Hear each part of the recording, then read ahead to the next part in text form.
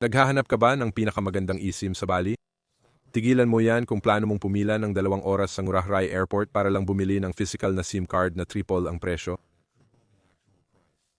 Pagkatapos ng mahabang biyahe, ayaw mo talagang ma-stranded sa terminal na napakasikip, walang koneksyon sa mundo, at hindi makapag-book ng masasakyan papunta sa hotel mo. Kumastos ako ng sarili kong pera para subukan ng 5 eSIM sa buong isla para malaman kung alin ang karapat-dapat na tawaging pinakamagandang eSIM sa Bali.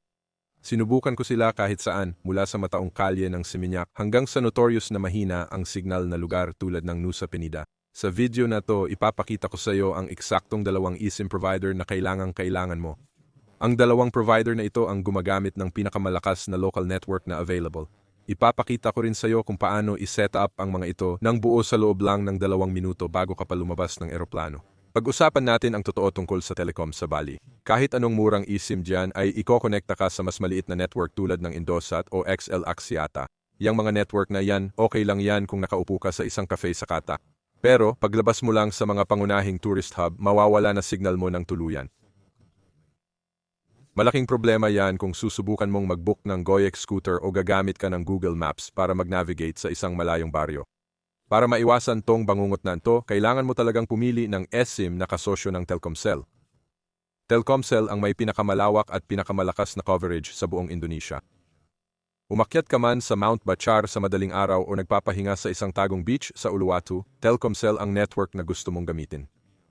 Sa pagitan ng Auralo at Holofly, 2 nangungunang provider, may isang partikular na patibong sa data na kailangan mong bantayan. Ipapaliwanag ko kung ano yon at kung paano mo ito maiiwasan sa 1 minuto lang. Unahin nating himayin ang Holofly. Ginawa ang Holofly para sa mga biyahero na kumonsumo ng napakaraming data araw-araw. Kung ikaw ay isang digital nomad na laging nasa Zoom o creator na palaging nag-a-upload ng high-res na videos, ito na ang swak sa'yo. May inaalok silang unlimited na data packages para sa Bali. Ibig sabihin di mo na kailangang mag-alala sa paggamit mo o kung mauubusan ka ng gigabytes sa kalagitnaan ng biyahe. Pwede kang mag-navigate, mag-stream at tumawag sa WhatsApp nang walang istorbo at lag. Medyo mas mataas lang ang starting price kumpara sa ibang brands. Pero sulit ang peace of mind na may unlimited na connection ka kahit konti lang ang dagdag sa presyo. Kung ikaw yung tipo ng tao na kailangan laging online at ayaw ng bantayan ng data usage, Holofly ang bagay sa'yo. Kung gusto mong makatipid sa Holofly plan mo, pwede mong gamitin ang code na DECECLIST. Ang code na iyan ay nagbibigay ng 5% diskwento sa kahit anong travel eSIM. Nabibigay din nito ang 10% diskwento kung titingnan mo ang kanilang 12 buwan na plano. I-click mo lang ang link sa description at ang discount code ay automatic na mag-a-apply sa checkout. Ngayon, pag-usapan naman natin ang Oralo. Sakto ang Oralo kung medyo maluwag ang budget mo at gusto mo ng data plan na pwedeng i-customize ng husto. Sobrang mura ang mga package nila para sa mga maikling biyahe. Napakadali lang din mag-top up ng data direkta mula sa maganda nilang app kung sakaling maubusan ka. Napakasimple ng proseso ng pag-install at halos wala ng technical na kaalaman ang kailangan.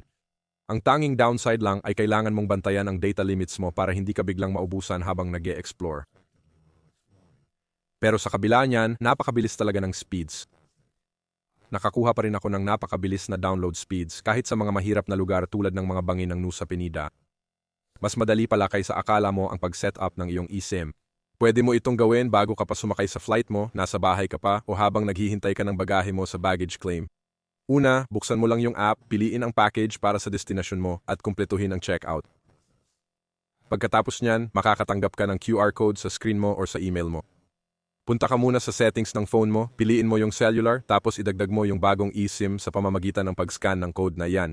Siguraduhin mong lagyan ng label tong bagong line bilang travel data mo. Higit sa lahat, tandaan mong patayin ang data roaming sa unang home SIM card mo para iwasan ang sobrang singil ng carrier. Pagkatapos, i-on mo lang ang data roaming para sa bagong eSIM profile na na-install mo. Literal na mga 2 minuto lang iyan. Ready ka nang kumonekta pagka-touchdown ng eroplano mo sa runway. Kung maikli lang ang biyahe mo at gusto mong pinakamura, highly recommend ko mag-download ka ng Oralo. Para makuha ang best price, siguraduhin mo na gamitin yung official link na nakapin ko sa comments at sa description sa baba.